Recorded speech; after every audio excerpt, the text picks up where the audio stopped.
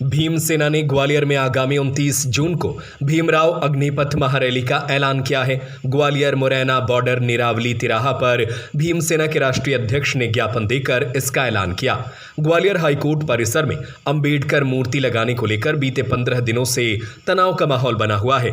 प्रशासन ने आज सोमवार को फूलबाग अंबेडकर पार्क में होने वाले कार्यक्रम की अनुमति नहीं दी थी। ऐसे में निरावली तिराहे से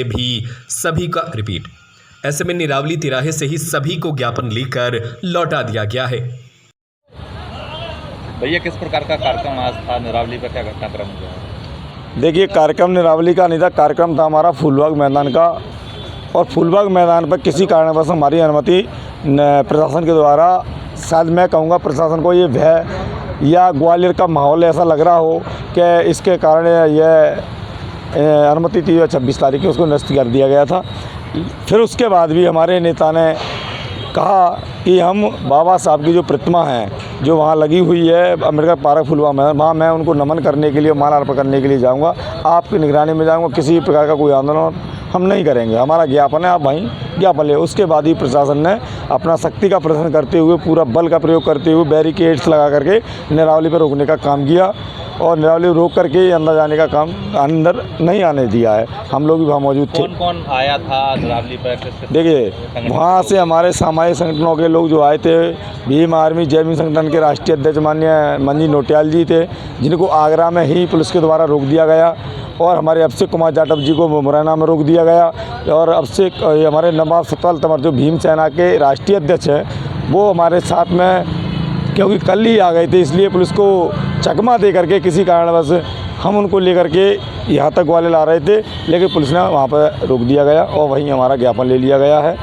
किस विषय का आज ज्ञापन दिया है और अब आगे रैली का क्या हुआ?